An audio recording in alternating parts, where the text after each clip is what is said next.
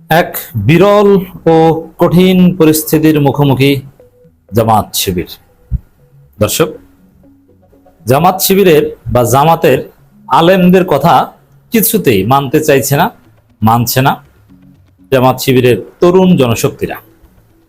বিশেষ করে যারা একটু পড়াশোনা করে মেধাবী, তারা আলেমদের কথার মানে জামাত শিবিরপন্থী আলেমদের কথারই বলছি, তারা একদম গুরুত্ব দিচ্ছে না।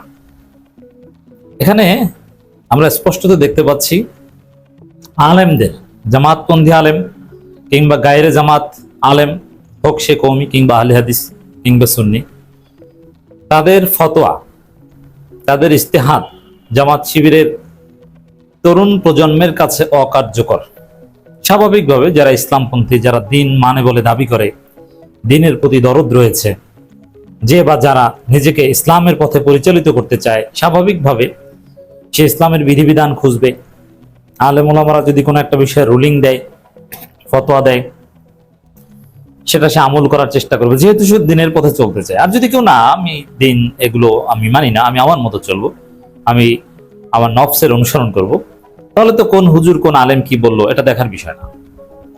কিন্তু আমরা দেখতে পাচ্ছি যে জামাত শিবিরের তরুণ প্রজন্ম, বিশেষ করে শিক্ষিত প্রজন্ম, বিশ্ববিদ্যালয় পড়ুয়া আধুনিক প্রজন্ম, তারা নিজেদেরকে দিনের পথে চালাতে চায়, দিনের পথে চলে, তারা নামাজি, এবং তারা সবসময় দাবি করে যে না, আমরা ইন্না সলাতি ওয়া নুসুকি ওয়া মাহইয়াই ওয়া মামাতি লিল্লাহি রাব্বিল আলামিন, আমার সবকিছু ইসলামের জন্য, আল্লাহর জন্য। আবার তারাই হুজুরদের ফতোয়া শুনে না। এখন স্বাভাবিকভাবে জামাত শিবিরের তরুণ যারা, তারা কওমি আহলে হাদিস নন জামাত কারো ফতোয়া ডিনাই করতেই পারে, কিন্তু তাদের ঘরানার আলেমদের ফতোয়াও তরুণ জামাত শিবিরের কাছে অকার্যকর। এটা একটা নতুন সিনারিও আমার কাছে মনে হয়েছে। এটা নিয়ে কাজ করা দরকার, এটা নিয়ে বিশ্লেষণ করা দরকার, এর প্রভাব কি।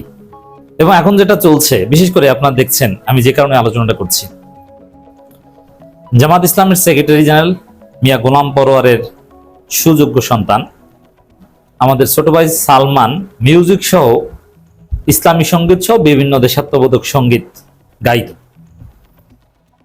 এটা জামাতপন্থী আলেমরা ফতোয়া দিয়ে তার বাবার উপর চাপ প্রয়োগ করে এই মিউজিক থেকে তাকে দূরে সরিয়েছে।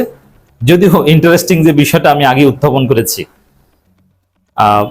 এইসব কারণে, এই একটা কারণ, কি কারণে হুজুরদের কথা তরুণ প্রজন্ম শুনে না, সেই কারণগুলো নিয়ে বিশ্লেষণ করব। তার একটা কারণ এখনই শুনেন। যেমন আলেমরা ফতোয়া দিয়েছে যে মিউজিক সহ গান যেটা সালমান গাইছে এটা গাইতে পারবেন, এটা হারাম। অতএব জামাতের সেক্রেটারি জেনারেলের সন্তান এটা করতেই পারে না। গুড। কিন্তু মজার বিষয়, সেই সালমান সেক্রেটারি জেনারেলের সন্তান, সে যে তার পড়াশোনা, সে পড়তেছে সঙ্গীত বিভাগে, মিউজিক ডিপার্টমেন্টে, ডিপার্টমেন্ট অফ মিউজিক। তার পড়াশোনায় এটা, ক্লাসে শেখানো হয়, এটা সঙ্গীত শেখানো হয়, মিউজিক শেখানো হয়, রবীন্দ্রসঙ্গীত, নজরুল সঙ্গীত, আরো অনেক সঙ্গীত শেখানো হয়, উচ্চাঙ্গ সঙ্গীত। তাহলে তারা গোড়ায় পানি না দিয়ে গাছের আগায় পানি দিচ্ছে, বিষয়টা এরকম। এই কারণেও ফতোয়া কার্যকর হচ্ছে না। সবার আগে যদি তারা এই প্রশ্ন করতো, মানে যারা ফতোয়া দিচ্ছে তাদের মেথোডোলজি তো ঠিক নেই, মানুষকে ইসলাহ করার মেথোডোলজি ঠিক নাই, তাদের আমল আখলাক কথাবার্তাই ঠিক নেই, যার ফলে তাদের ফতোয়ার তাসির এখন তরুণ প্রজন্মের উপর পড়ছে না, তাদের ফতোয়া মানছে না। কেন? এই যে তাদের সবার আগে প্রশ্ন করা উচিত ছিল যে জামাতের সেক্রেটারি জেনারেলের ছেলে কেন মিউজিক ডিপার্টমেন্টে পড়বে? সে অনার্স করতেছে, মাস্টার্স করতেছে মিউজিক ডিপার্টমেন্টে, আপনি এটা নিয়ে প্রশ্ন তুলেছেন না, তাহলে তার সঙ্গীত গাওয়া নিয়ে কেন প্রশ্ন তুলছেন? তো কেন আপনার ফতোয়ার তাসির হয় না? ক্লিয়ার। নাম্বার ওয়ান, আপনার মেথোডোলজি, ইসলাহের মানহাজ ঠিক নেই, আপনার মৌলিকত্ব ঠিক নাই, আপনি নিজেই ঠিক নাই। দলিল, আপনি নিজেই মিউজিকের পক্ষে, আবার এখন আসছেন সালমানের পিছনে লাগতে। আপনার ফতোয়া তরুণ প্রজন্ম কেন শুনবে? আপনাকে তো গ্রহণযোগ্য মনে করে না।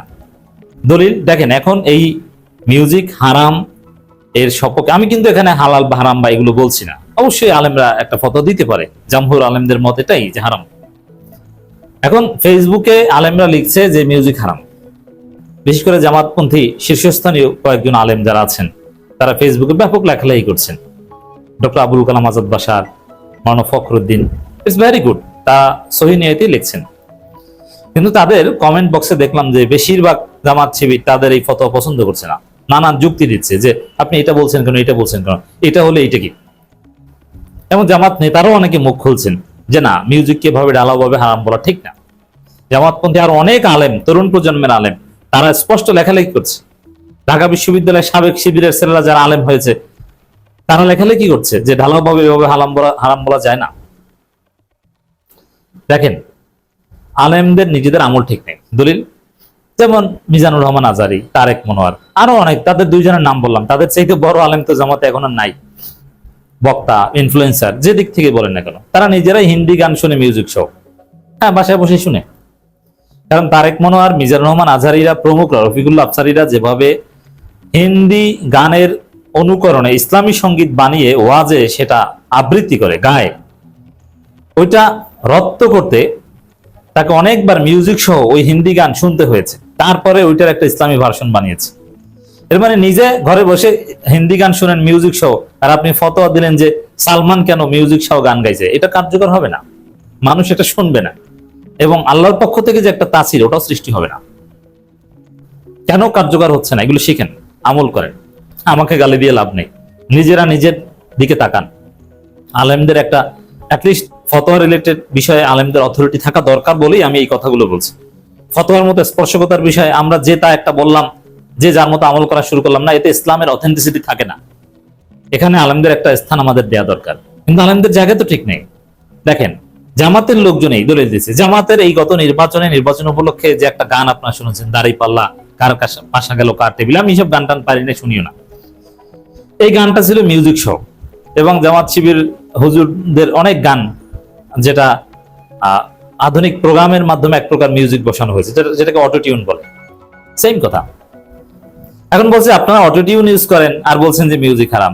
আপনারা কিছুদিন আগে নির্বাচনী সঙ্গীত, সেখানে মিউজিক সহ আপনি নিজেই শেয়ার করেছেন ফেসবুকে, রিলস বানিয়েছেন আপনি হুজুর, আর আপনি এখন বলছেন, তখন তো আপনি ফতোয়া দেন নাই যে এটা চলবে না, এটা জামাতের নির্বাচনী প্রচারণায় ব্যবহার করতে পারবেন না। আপনি ফতোয়া দিয়েছিলেন যে নির্বাচনী পোস্টার হারাম, পোস্টারে ছবি দেওয়া হারাম। আপনি ফতোয়া দিয়েছিলেন ছবি তোলা হারাম। আপনি দিগন্ত টিভিকে হারাম বা এই ইত্যাদি ইত্যাদি অনেক কিছুই বলেছিলেন, কিন্তু আপনি নিজেই তো আপনার অবস্থানের উপর ইস্তেকামাত নাই। আপনি এর মানে আপনার মানহাজ ঠিক নাই, এবং আপনি সুযোগবাদী। আপনি নির্বাচনী গানের বিরুদ্ধে ফতোয়া দিতে পারেন নাই, আপনি নিজে ওইটা প্রচার করছেন, এখন ফতোয়া দিতে আসছেন।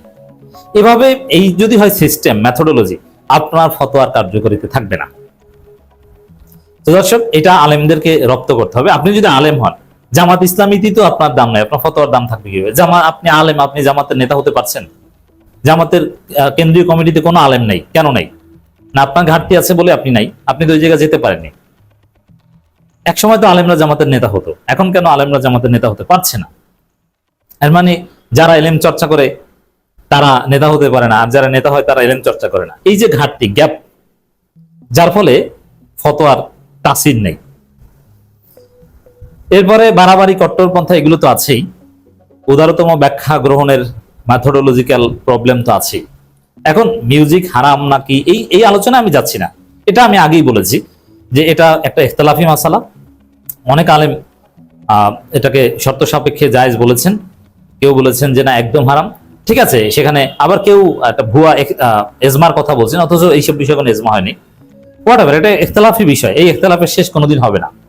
অতএব রাষ্ট্র ক্ষমতায় যেতে চাওয়া একটা দলের জন্য উদারতম ব্যাখ্যা গ্রহণ করা ভালো, তবে ব্যক্তির জন্য যেটা কঠিন, আজিমাত, রুকসাত, এরকম অনেক উসুল আছে যে ঠিক আছে আমি এইসব সন্দেহজনক বিষয়ে যাব না, এটা সবচেয়ে ভালো। আলেমরা যেটা বলছে এটা আমাদের ভালোর জন্যই বলছে, কিন্তু আগে আপনারা নিজেদের ঠিক করেন।